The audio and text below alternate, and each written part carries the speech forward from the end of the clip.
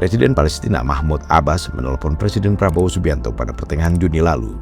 Dalam percakapan itu, Abbas menyampaikan perkembangan terbaru di Palestina.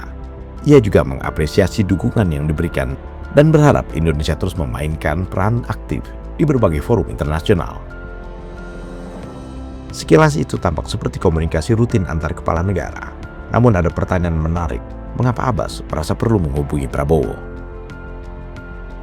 Jawabannya bukan karena semata Indonesia memiliki pengaruh langsung terhadap penyelesaian jalannya konflik di Timur Tengah.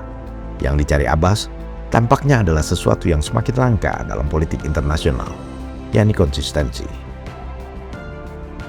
Dalam urusan Palestina, Indonesia termasuk negara yang sikapnya relatif tidak berubah meski pemerintahan berganti.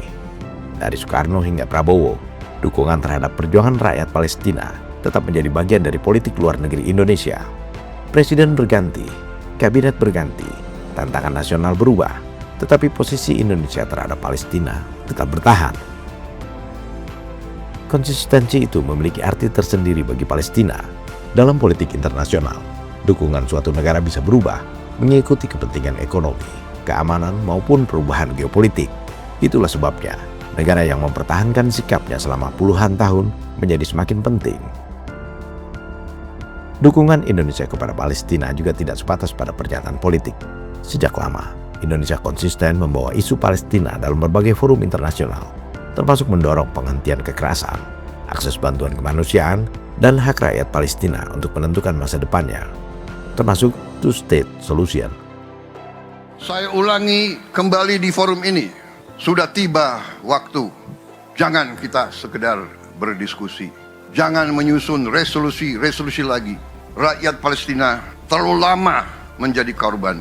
Rakyat Palestina membutuhkan suatu keberpihakan, suatu tindakan yang nyata. Dalam praktiknya, dukungan itu hadir dalam bentuk yang lebih konkret. Bantuan kemanusiaan dikirim melalui berbagai jalur untuk membantu kebutuhan masyarakat Palestina. Salah satunya dari jalur udara. Mengirim bantuan lewat udara ke Gaza itu bukan soal punya pesawat Hercules atau tidak. Bukan pula soal barangnya ada atau tidak. Ini soal urusan langit yang rumitnya setengah mati. Setiap negara punya kedaulatan udaranya sendiri-sendiri. Salah melintas tanpa izin, taruhannya bisa ditembak jatuh. Bayangkan betapa melelahkannya mengurus izin terbang menembus belasan negara di sepanjang jalur itu. Rumitnya berlipat ganda karena kunci langit Gaza dipegang oleh Israel. Padahal Indonesia tidak punya hubungan diplomatik dengan Israel. Disinilah seninya diplomasi tingkat tinggi. Indonesia tidak perlu bicara langsung dengan Tel Aviv. Cukup lewat jalur belakang, menggandeng Yordania sebagai pihak ketiga yang rajanya adalah sahabat Prabowo. Tanpa harus melacurkan prinsip politik luar negeri, bantuan tetap bisa diterjunkan dari langit. Dan itu pasti mesti menaruhkan modal. Tidak cukup modal dengkul dengan Zoom meeting belaka. Indonesia juga mengirim kapal rumah sakit dan tenaga kesehatan yang membantu korban konflik serta memperkuat layanan medis di tengah situasi darurat. Selain bantuan langsung, Indonesia juga membuka jalur pendidikan. Sejumlah anak-anak Palestina mendapat kesempatan menempuh pendidikan di Universitas Pertahanan. Langkah ini bukan hanya bantuan sesaat, tetapi investasi jangka panjang agar generasi muda Palestina tetap memiliki masa depan di tengah kondisi yang sulit. Karena itu, telepon Abbas kepada Prabowo dapat dibaca lebih dari sekedar percakapan dua pemimpin negara. Ada pesan bahwa Palestina masih memandang Indonesia sebagai sahabat yang konsisten. Prabowo menjawab dengan menegaskan kembali posisi Indonesia, tetap mendukung perjuangan rakyat Palestina dan mendorong terwujudnya perdamaian yang adil dan bermartabat. Pernyataan itu mungkin sudah sering terdengar, namun justru karena terus dipertahankan, nilainya menjadi semakin besar. Dalam dunia yang berubah cepat, konsistensi seringkali menjadi hal yang paling sulit dijaga. Dan mungkin itulah makna terbesar dari kontak Abbas kepada Prabowo. Hubungan mereka bukan hanya tentang apa yang disampaikan, tetapi tentang siapa yang tetap berdiri ketika keadaan berubah dinamis. Abbas menyadari betul kepedulian Prabowo yang mengakar jauh bahkan sebelum menjadi presiden saat menjabat sebagai Menteri Pertahanan.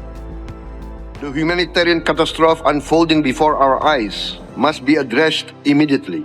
Indonesia was one of the first to support the proposals recently announced by the President of the United States, Mr. Biden, This calls for an immediate ceasefire and subsequent phases leading to a real and lasting solution to the Palestine issue. Indonesia is ready to contribute to all efforts that can lead to this ceasefire, this immediate ceasefire, and to take part in all the phases following such an immediate ceasefire.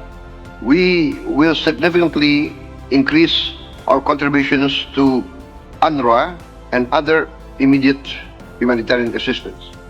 Dan Palestina percaya, tak cuma urusan kemanusiaan, Prabowo mampu berkomitmen untuk konsisten mendukung kemerdekaan Palestina.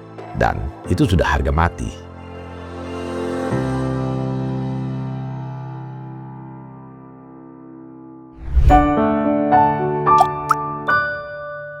Men of our time.